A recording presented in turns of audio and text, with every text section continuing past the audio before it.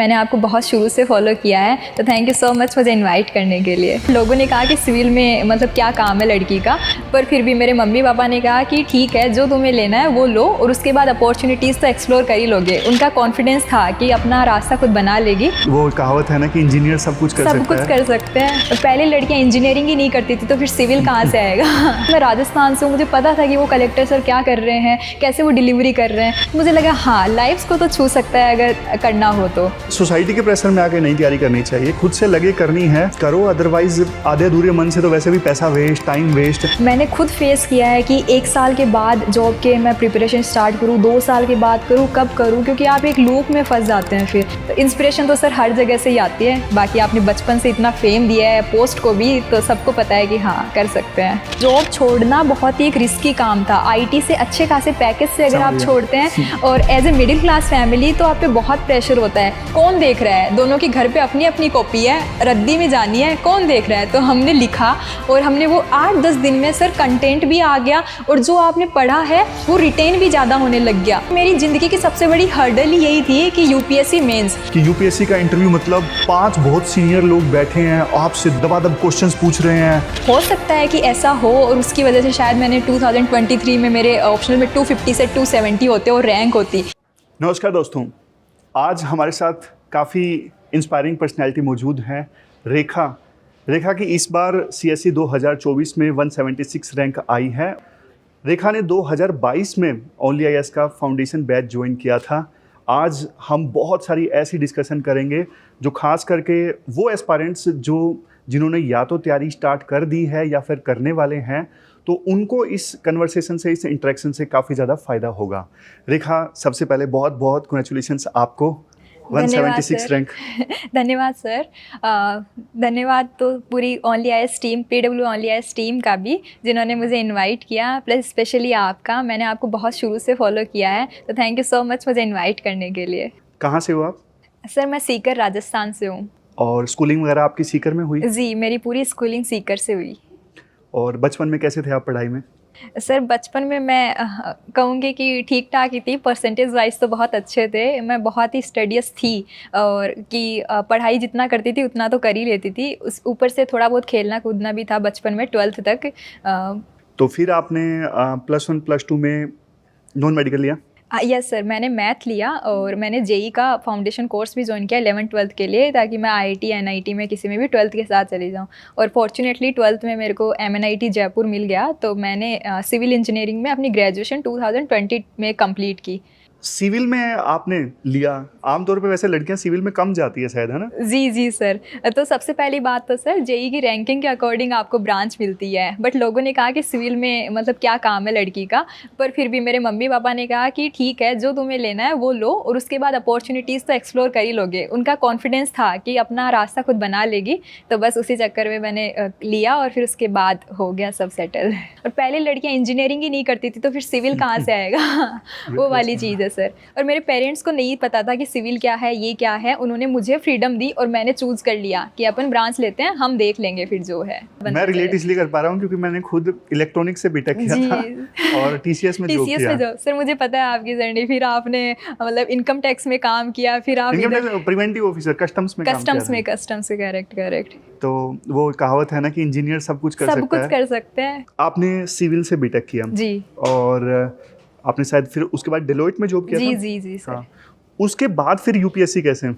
Sir कुछ तो मेरे फ्रेंड्स ऑलरेडी प्रिपेयर कर रहे थे और मैं आपका एडिटोरियल एनालिसिस कोविड के टाइम से ही सुन रही थी, जस्ट न्यूज़ से अपडेटेड। अच्छा, मतलब तैयारी से पहले ही आपने? हाँ बिल्कुल जी। एक बार ऐसे 2020 में जब कोविड का लॉकडाउन था, तो ऐसे कि क्या करें, तो उस टाइम जैसे बच्चे पढ़ रहे हैं तो हम भी कि थोड़ा पढ़ लेते हैं, क्योंकि UPSC में पढ़ने में भी उतना ही मज़ा आता है जब आप साइंस बैकग्राउंड से होता है कि हिस्ट्री में अच्छा ये हुआ था, जियोग्राफी में ये हुआ था। तो वो मुझे इंटरेस्ट के हिसाब से मैंने आपका ऐसे अचानक से आया और आपका एडिटोरियल डिस्कशन बहुत ही स्मूथ और ईजी था, ईजी टू अंडरस्टैंड था। किसी को कोई हाई फाई नॉलेज नहीं चाहिए आपका एडिटोरियल समझने के लिए। तो मैंने वो इनिशिएटिव शुरू किया, फिर मेरे को पता चला हाँ, और प्लस मेरी फ्रेंड्स भी प्रिपेयर कर रहे थे उस टाइम UPSC का, तो मुझे लगा कि हाँ मैं थोड़ा वहाँ से वो इमोशनल ट्रिगर आ गया, करना चाहिए। और कोविड के टाइम में जो सिविल सर्वेंट का वर्क था ना, आपको पता हो भीलवाड़ा मॉडल बहुत फेमस हुआ था। आपने बहुत बार डिस्कस भी किया था। सिंस मैं राजस्थान से हूँ, मुझे पता था कि वो कलेक्टर सर क्या कर रहे हैं, कैसे वो डिलीवरी कर रहे हैं। मुझे लगा हाँ, लाइफ्स को तो छू सकता है अगर करना हो तो। तो इंस्पिरेशन तो सर हर जगह से ही आती है। बाकी आपने बचपन से इतना फेम दिया है पोस्ट को भी, तो सबको पता है कि हाँ कर सकते हैं। तो रेखा, बहुत सारे एस्पायरेंट्स ना आप जैसी स्टेज में होते हैं कि अभी तैयारी स्टार्ट नहीं की है, पसो पेस में हैं कि तैयारी करनी चाहिए या फिर नहीं करनी चाहिए और पहला स्टेप क्या हो। तो आपने वो सारे जो डायलेमास थे, कन्फ्यूजन्स थे, उनको कैसे एड्रेस किया फिर? सर इस चीज़ को मैं बहुत ही इन डेप्थ एड्रेस करना चाहूँगी क्योंकि ये बहुत बड़ा स्ट्रगल है। मैंने खुद फेस किया है कि 1 साल के बाद जॉब के मैं प्रिपरेशन स्टार्ट करूँ, 2 साल के बाद करूँ, कब करूँ, क्योंकि आप एक लूप में फंस जाते हैं। फिर से स्टार्ट करना कुछ नया बहुत डिफ़िकल्ट हो जाता है। ये बहुत से एस्पिरेंट के साथ होता है कि वो कॉलेज से करें, जॉब करने के बाद करें, जॉब छोड़कर करें। तो वो डिलेमा मैं यही कहूँगी कि सबसे पहले आप यूपीएससी का सिलेबस समझें, ध्यान से समझें कि आपका सच में इसमें इंटरेस्ट है क्या। जॉब प्रोफाइल को देखें कि क्या आप सच में ये काम करेंगे, क्योंकि आगे आपको 35 ईयर्स 30 to 35 ईयर्स उस सर्विस में देने हैं। एक बार फेम के लिए कर भी लेंगे, लेकिन आपकी लाइफ है, आपकी लाइफस्टाइल है। जब आपको वो इंट्रिंसिक मोटिवेशन है कि आप ये करेंगे, ये जो खुद से करेंगे, खुद के लिए, सोसाइटी के लिए करना है, तो फिर आप इन डेप्थ देखें कि ये सिलेबस है, इतना इतना इसका अवेलेबल है। यूट्यूब आजकल बहुत सारे ओनली आईएएस के खुद के बहुत सारे इनिशिएटिव है जिन्होंने सिलेबस एक्सप्लेन कर रखा है, कोर्सेज अब एक्सप्लेन कर रखे हैं। बहुत सारे ऐसे इनिशिएटिव हैं कि जिसमें आपने इन डेप्थ एनालिसिस कर रखे कि actually what is required in this examination. तो वो देखें, अगर आप में एप्टीट्यूड है, उतना हार्डवर्क आप देने के लिए तैयार है, तो सुपरफिशियल सिलेबस देखें और फिर तैयारी शुरू कर दें। बट ऐसे डायरेक्ट जंप नहीं करना चाहिए कि हाँ आज से मैं शुरू करता हूँ। 2-3 महीने आप समझने में दें कि येस मैं करूँगा, मैं करूँगी ये चीज़, फिर आप एकदम फुल फ्लेज प्रिपरेशन करें। फिर नो वे बैक होना चाहिए आपका। बहुत अच्छा आंसर दिया रेखा आपने। मतलब सोसाइटी के प्रेशर में आके नहीं तैयारी करनी चाहिए, खुद से लगे करनी है तो करो, अदरवाइज आधे अधूरे मन से तो वैसे भी पैसा वेस्ट, टाइम वेस्ट। जी सर जी। आपने कोर्स ज्वाइन कर लिया? जी सर। और एडिटोरियल डिस्कशन आप पहले से सुन रहे थे? एडिटोरियल एनालिसिस और प्रीलिम बूस्टर दोनों इनिशिएटिव में सुबह उठते ही सबसे पहले आपका 12 o'clock के अराउंड आता है मोस्ट ऑफ द टाइम, और प्रीलिम बूस्टर अपना 8 o'clock के अराउंड आता है। तो मैं बिल्कुल 1 बजे जैसे ही लंच किया, सबसे पहले वो कई बार तो मतलब वो देख के ही नींद भी आती है कि हाँ अब ठीक है। और वो बहुत ही होलिस्टिकली कवर है, मतलब वो प्रीलिम बूस्टर हो या एडिटोरियल एनालिसिस हो, उसमें आप एक दिन आपका कुछ छूट भी गया ना तो वो डेफिनेटली अगले दिन वो न्यूज़ कवर होगी। प्लस फिर उनके मंथली कंपाइलेशन भी आते हैं, फिर उनके ईयरली कंपाइलेशन भी आते हैं सेम वीडियो के। तो रिवाइज भी करना है तो बहुत ईजी है। आप एक दिन बैठ के 2 की स्पीड में, 1.5 की स्पीड में आप रिवाइज भी कर सकते हैं सारे इनिशिएटिव एग्जाम से पहले भी। फाउंडेशन बैच आपने ज्वाइन किया? जी सर। 2022 में? जी। और कैसा आपका एक्सपीरियंस रहा? सिर्फ फाउंडेशन कोर्स ने मेरा पूरा स्टैटिक कवर करवा दिया था, और स्टैटिक में भी सारी बुकलेट भी उसके साथ अवेलेबल थी। तो वो स्टैटिक अपना कॉम्प्रिहेंसिव एक सोर्स हो गया, फिर मैंने उसी सोर्स को रखा। उसके अलावा जो भी एड ऑन्स थे, करंट अफेयर्स थे, एडिटोरियल एनालिसिस थी, या आपका प्रहार या उड़ान का भी जो कंटेंट आया मैंने अपने स्टैटिक में ऐड किया, उनकी लिस्ट देख के, उनका इंडेक्स देख के कि हाँ अच्छा सब कुछ कवर है। तो उन्होंने सर उस वजह से मेरा 2023 का प्रीलिम्स भी बहुत अच्छे मार्जिन से क्लियर हुआ।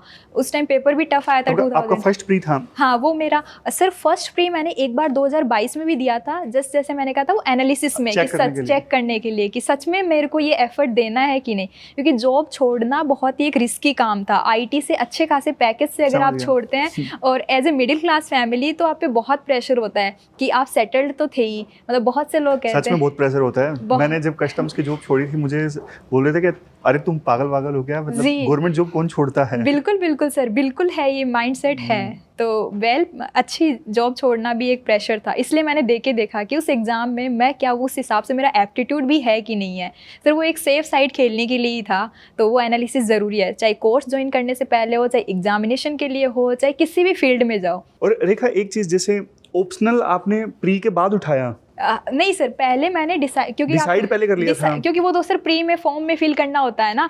तो मैंने बहुत सारे ऑप्शनल देखे कि अच्छा मैनेजमेंट ले सकते हैं, इकोनॉमिक्स ले सकते हैं, फिर अचानक से साइकोलॉजी आया। और मुझे तो आपको नहीं लगता है गलती थी कि मुझे मतलब पहले डिसाइड कर लेना चाहिए था और तैयारी भी कर लेनी चाहिए थी ऑप्शनल की? सर हो सकता है कि ऐसा हो, और उसकी वजह से शायद मैंने 2023 में मेरे ऑप्शनल में 250 से 270 होते और रैंक होती। तो फिर फाइनली रेखा जॉब छोड़ी कब आपने? सर मैंने जॉब छोड़ी जनवरी 2023 में, जबकि प्री अपना मई में था। तो मुझे लगा कि अब बहुत कम टाइम है, अब 4 महीने ही है, प्री पे फोकस करते हैं। और क्योंकि फर्स्ट प्री था तो डर लगता है सबको कि बिल्कुल करना चाहिए, तो मैंने सर तब जॉब छोड़ी।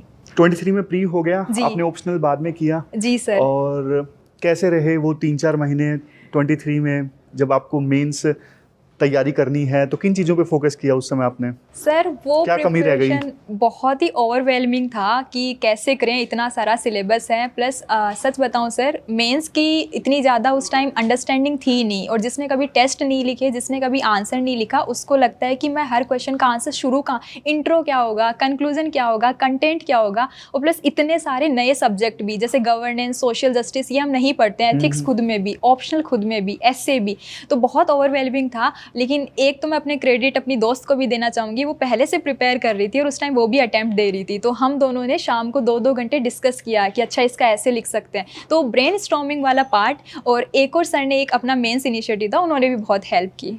और आपका प्रहार का कंटेंट सर, क्योंकि मेरे पास नोट्स नहीं थे किसी भी चीज़ के, मैंने प्रहार को यूज़ किया एक्सटेंसिवली। बहुत सारे बच्चे ना मुझे मिलते हैं, बोलते हैं कि सर आंसर लिखने में डर लगता है और समझ में नहीं आता, कि दिमाग में पॉइंट्स होते हैं लेकिन लिख नहीं पाते। शुरू में बच्चे बोलते हैं, हर किसी को दिक्कत आती है। सर मुझे भी लगता था कि आंसर मैं लिखूंगी तो क्या ही लिखूंगी, अभी तो मुझे सेंटेंस भी नहीं आ रहे। अच्छा, और मन भी ऐसा भी लिखता है कि अच्छा ये तो जेनरिक क्वेश्चन है, इसका तो लिख ही देंगे। लेकिन एक्चुअल में जब आप पेन उठाओगे और उस पेपर पे उस टाइम मतलब स्टॉप वॉच आपके सामने है, तो सच में वो 7 मिनट में नहीं लिखा जाएगा शुरू में। तो ऐसे करके मैंने भी 15 दिन ऐसे वेस्ट किए कि अच्छा मैं तो मन से लिख दूंगी, अच्छा ऐसा ऐसा लिख दूंगी। और वो 15-20 दिन शायद मेरे 8-10 नंबर भी कॉस्ट कर गया। बट वो है कि आपका पीछे का रिफ्लेक्शन है, बाकी जिस टाइम आप जितना करते हैं वही आपका फुल एफर्ट होता है। इतने सिंसियर तो हैं अब इस उम्र में जी। तो सर वो मैंने जैसे ही वो इनर्शिया ब्रेक किया, वो भी मेरी दोस्त ने, हम दोनों ने एक दूसरे का इनर्शिया ब्रेक करवाया कि हाँ हाँ लिखते हैं, चाहे कितना ही घटिया लिख रहे हैं, कौन देख रहा है। दोनों के घर पे अपनी अपनी कॉपी है, रद्दी में जानी है, कौन देख रहा है। तो हमने लिखा और हमने वो 8-10 दिन में सर कंटेंट भी आ गया, और जो आपने पढ़ा है वो रिटेन भी ज़्यादा होने लग गया, क्योंकि आपने उस क्वेश्चन का आंसर लिख दिया है। और फिर ऐसे भी लग गया अच्छा इसमें वो भी तो ऐड कर सकते हैं, अच्छा एथिक्स का है तो IR के एग्जाम्पल ऐड कर सकते हैं, अच्छा हिस्ट्री में ये हुआ था वो ऐड कर सकते हैं। सर वो सब प्रैक्टिस से है। कोई अगर लिख रहा है, किसी को कुछ भी नहीं आता, तो जिनका प्रीलिम्स हो जाए इस बार, वो पहले दिन से ही पेन कॉपी उठा ले, मेंस में आप टॉप कर जाएंगे। यही सीक्रेट है सर मेंस का। तो मेंस जब क्लियर हुआ तो फिर कैसा रिएक्शन रहा? सर उस टाइम तो ऐसा होता है ना, मतलब मेरे को ऐसे लगा ही अरे हो गया, मतलब इतना रिलीफ, इतना एक्साइटमेंट, इतना कि इंटरव्यू कॉल जो हमने दूर से देखा है, वो UPSC भवन की एंट्री, वो मॉक इंटरव्यूज़, वो सब अब मुझे भी मिलेगा एक्सपीरियंस करने को। सर बिल्कुल बहुत अच्छा लगा उस टाइम कि अरे जो, क्योंकि मेरी ज़िंदगी की सबसे बड़ी हर्डल ही यही थी कि UPSC मेंस। फिर आपने इंटरव्यू की तैयारी स्टार्ट की? जी, फिर मैंने इंटरव्यू की तैयारी स्टार्ट की। मैंने घर से इंटरव्यू की तैयारी स्टार्ट की। मैं मॉक इंटरव्यू देने दिल्ली नहीं आई। आपने मॉक इंटरव्यू नहीं दिया? नहीं सर, 11 मार्च को उस टाइम मेरा वो था, इंटरव्यू था 11 मार्च 2000। तो ऐसा नहीं लगा देखा कि यार मतलब कहीं भी इंटरव्यू नहीं दिए तो पता नहीं, एक डर होता है कि यार थोड़ा तो मतलब कॉन्फिडेंस आ जाएगा, अगर दे दूंगी तो डर खुल जाएगा, तो वो सब चीज़ें आपके दिमाग में नहीं आई? सर ऑब्वियसली जितने भी लोगों से मैं डिस्कशन करती, उनका यही सजेशन था कि मॉक इंटरव्यूज़ तो फ्री में होते, तो आप क्यों नहीं दे रहे। तो मुझे लगता था कि पहली बात तो दिल्ली ट्रैवल करना पड़ता, और मैं ट्रैवल नहीं करना चाहती थी, क्योंकि मेरे पापा की भी तबीयत थोड़ी ठीक नहीं रहती थी उस टाइम भी, और मेरे को भी ज़्यादा क्योंकि आप 1-1.5 साल से घर में जब प्रिपेयर कर रहे होते हैं ना, तो बाहर निकलने का भी इनर्शिया होता है। फिर मेरे को अच्छी मेंटरशिप मिली, जैसे आपके बहुत सारे मॉक इंटरव्यूज़ थे सर के, मतलब बहुत सारे पहले के टॉपर्स के साथ। तो मैंने कहा ऐसे तो मैं भी आंसर कर सकती हूँ। तो मैंने उनके क्वेश्चंस को रिपीट किया, मैंने खुद को रिकॉर्ड किया कि अच्छा मैं कैसे आंसर कर रही हूँ। मैंने अपना डेप्थ शुरू से प्रिपेयर किया, मैं मिरर के सामने बोलती थी रेगुलरली, और प्लस मेरी फ्रेंड तो थी, हमेशा हम डिस्कशन करते थे, 1.5 घंटे हम रेगुलर बोलते थे, मतलब इंग्लिश के लिए भी, हिंदी के लिए भी, सबके लिए। कैसा लग रहा था, कैसा एक्सपीरियंस रहा इंटरव्यू वाले डे का? सर इंटरव्यू वाले डे का ऑब्वियसली बहुत ओवरवेलमिंग तो होता ही है आपका पूरा दिन। तो मैं ऐसे बहुत शिवरिंग हो रही थी, बहुत धक धक हो रही थी। फिर मैंने खुद को अपने आप को याद दिलाया कि वहाँ पे एक बहुत अच्छे लोग बैठे हैं जिनसे आपको इंटरेक्शन करके आना, और अगर आप जेन्युइन हैं और आप अगर इस सर्विस से आपका इंटेंट ऐसा है कि आप सर्व करना चाहते हैं, और अगर आप अच्छे से खुद को रिप्रेजेंट करेंगे तो डेफिनेटली वो आपको अच्छा स्कोर देंगे। और अगर फिर भी नहीं देते हैं तो मे बी वो ये सब देख ही नहीं रहे हैं, तो आप सूट ही नहीं करते तो ठीक है कुछ तो कर ही लोगे। एक ना मार्केट में मिथ है कि UPSC का इंटरव्यू मतलब 5 बहुत सीनियर लोग बैठे हैं, आपसे दबादब क्वेश्चंस पूछ रहे हैं, आपको ग्रिल कर रहे हैं। ऐसा नहीं होता है। ऐसा बिल्कुल नहीं होता। बिल्कुल ऐसी पोलाइट डिस्कशन चलती है, जैसे हम आपस में बात कर रहे हैं ना, ऐसी ही थोड़ी सी फॉर्मल वे में डिस्कशन बिल्कुल, होती है बिल्कुल। और आपको पता ही नहीं लगता क्वेश्चन, मतलब इतना आपको काम फील करवाते हैं, कंफर्टेबल फील करवाते हैं ताकि आपका मैक्सिमम निकल के आए। बिल्कुल सर, आपको कुछ नहीं आता है और वो कुछ बहुत इंपॉर्टेंट होता है तो वो वैल्यू भी ऐड करते हैं कि अच्छा इसको ऐसे कर सकते एग्जैक्टली हैं। जी हाँ। तो फिर फाइनली इंटरव्यू हो गया आपका 11 मार्च को। जी सर। और रिजल्ट कब आया? सर रिजल्ट आया था लास्ट टाइम 16 अप्रैल 2024 को। अच्छा, और रिजल्ट आपने खुद ने देखा? जी सर, मैंने अपने सारे रिजल्ट खुद ही देखे क्योंकि घर वालों को नहीं पता होता था कि आज रिजल्ट आ रहा है और किसी को पता भी नहीं था कि मैं प्रिपेयर कर रही हूँ। आप घर वालों को टेंशन नहीं देना चाहते नहीं थे? नहीं सर, बिल्कुल मैं नहीं। समझ गया। हाँ। सेम। फिर रिजल्ट देखा, नहीं हुआ तो फिर आपको कैसा लगा? सर उस टाइम तो एक बार के लिए तो थोड़ा बुरा लगा, एक बार के लिए तो आंसू भी आ गई, अच्छा नहीं हुआ। एक रैंक लास्ट की तो आ ही सकती थी क्योंकि एफर्ट डाला आपने 1 साल और जॉब छोड़ के डाला है तो ऐसा भी लगता है अच्छा सही था। लेकिन फिर मैंने सोचा कि अगर मेरा प्रीलिम्स ही नहीं होता तो ये तो फॉर्चुनेटली हो गया, अगर मेरा सी सेट नहीं होता तो वो 2 नंबर ही तो ऊपर थे, 4 नंबर ही तो ऊपर थे, अगर मैं वो दिन अच्छा नहीं होता तो क्या कर रहे होते। फिर मैंने बिल्कुल एनालिसिस की उस दिन, तो फिर मैंने फिर से एफर्ट उसी दिन 17 तारीख को मैंने अपनी किताबें उठाई। उससे पहले भी मैं प्रिपेयर कर रही थी क्योंकि श्योर था कि अगर रैंक आ भी गई ना सर तो आपकी ऐसी रैंक आएगी कि आपको फिर से अटेम्प्ट देना पड़ेगा क्योंकि वो लग जाता है आपको प्रिपरेशन में थोड़ा बहुत। Rekha, what a positive person you are. मतलब रिजल्ट से अगले दिन आपने फिर से तैयारी करना सर स्टार्ट कर दी? 17 अप्रैल से बिल्कुल, और उस टाइम भी मैं और मेरी दोस्त ने 17 अप्रैल को शाम को ही डिस्कशन शुरू किया कि अच्छा ये करना है, अच्छा चलो आज अपन पॉलिटी से शुरू करते हैं। पॉलिटी और इकोनॉमी क्योंकि सबके फेवरेट होते हैं, वो जल्दी जल्दी कवर भी हो जाते हैं सर। 2 महीने में तो आपने तैयारी कर ली, प्री में आपको वैसे ही डर नहीं लगता था? डर नहीं लगता था, पर सर उस दिन लगता है क्योंकि आपका फिर से एक अटेम्प्ट की बात है तो डर लगा था थोड़ा बहुत ही। रेखा ने लास्ट टाइम इंटरव्यू दिया था, फिर भी वो प्री में कॉम्प्लेसेंट नहीं हुई कि यार प्री तो मैं ऐसे ही क्लियर कर दूंगी, नहीं, उन्होंने प्री को उतना ही सीरियस लिया। बिल्कुल सर। दूसरा उन्होंने एक बात बोली कि देखो आपने अगर अपना बेस्ट दिया है ना तो आप इस बारे में कॉन्फिडेंट रहो कि यार मैंने इतनी पढ़ाई की है तो मुझे नहीं आएगा तो बहुत कम स्टूडेंट्स होंगे जिनको ये आएगा, इतना कॉन्फिडेंस होना चाहिए। अल्टीमेटली देखो दिस इज कॉम्पिटिटिव एग्जाम। बिल्कुल सर, बिल्कुल। आप बाकियों के कंपैरिजन में कैसा परफॉर्म कर रहे हो उससे डिपेंड होती है आपकी रैंक और सब कुछ। बिल्कुल सर, कट ऑफ तो उसी का खेल है पूरा। और फाइनली प्री तो आपका अच्छा हुआ? अच्छा हुआ सर, प्री अच्छा हुआ, प्री हो भी गया। तो इस बार मेंस के लिए अलग क्या किया आपने?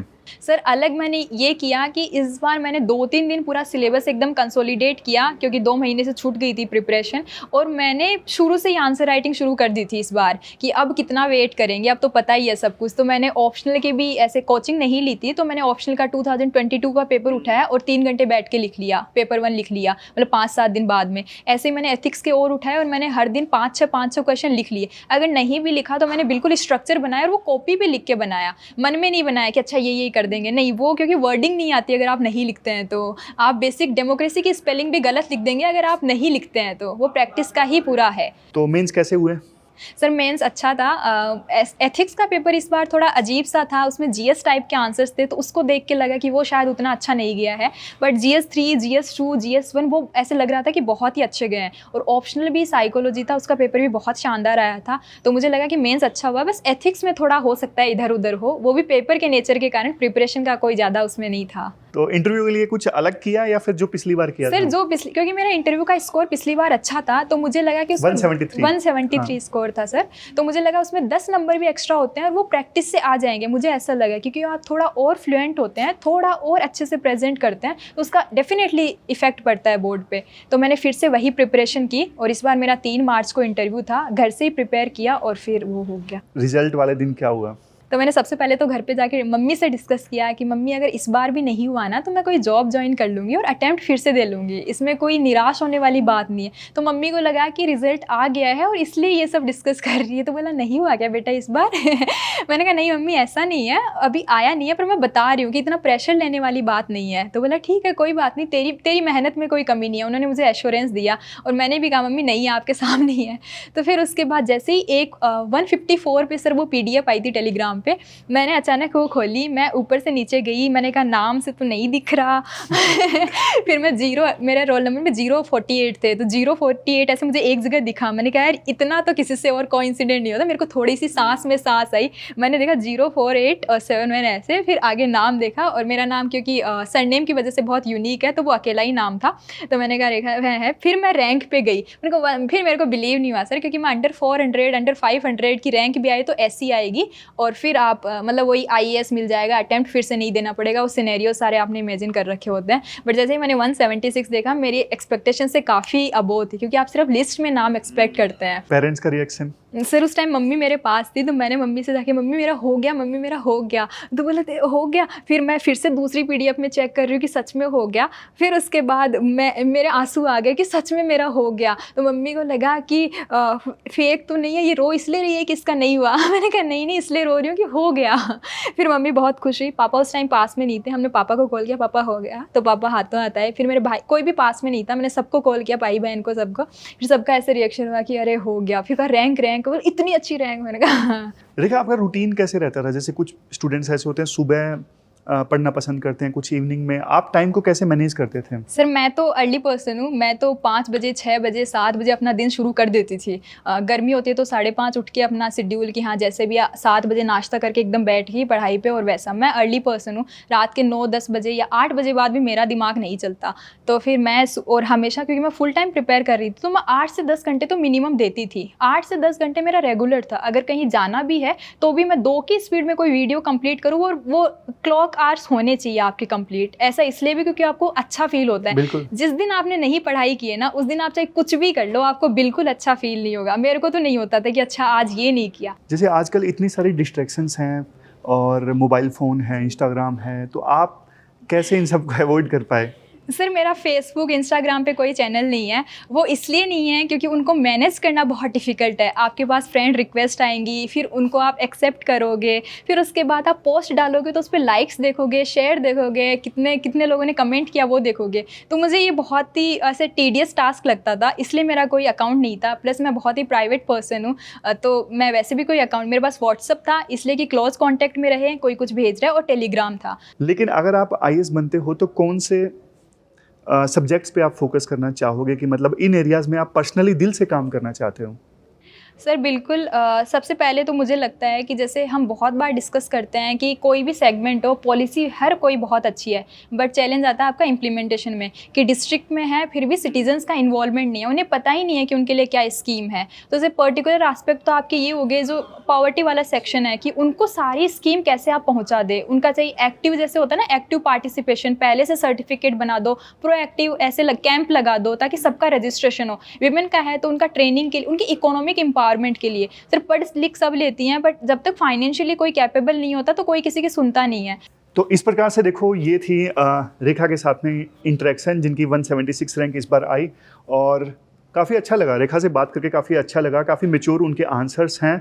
आपके कुछ क्वेश्चंस हैं माइंड में तो आप कमेंट बॉक्स में लिख सकते हो, ताकि फर्दर फिर हम रेखा के साथ में इंटरेक्ट करें तो उन क्वेश्चंस को हम एड्रेस कर सकें। रेखा, बहुत अच्छा लगा आपसे बात करके, और दिल से बहुत बहुत कॉन्ग्रेचुलेशंस, बहुत बहुत खुशी। Thank you so much sir. बिल्कुल, ये अपॉर्चुनिटी तो मेरे लिए है, आपसे मिलना, बात करना, ये अच्छा से एकदम ऑनेस्ट कन्वर्सेशन करना। बिकॉज सो मेनी एस्पिरेंट्स को लग सकता है कि ये तो बहुत ही जेनेरिक है, बट मैं अपने पर्सपेक्टिव से बता रही हूँ, बहुत ही जेनेरिक एकदम प्रिपरेशन थी, और जो ऑनेस्ट मेरा एकदम ओपिनियन है मैंने वो रखा है। मे भी उसमें कुछ फैंसी ऐसा ना हो, बट कंसिस्टेंसी और हार्डवर्क बिल्कुल है सर। इतना तो देखो एस्पायरेंट्स को समझ में आता है कौन दिल से बोलता है, कौन कैसे बोलता है। जी सर। अगेन बहुत बहुत मुबारक हो, and thank you very much. Thank you so much sir.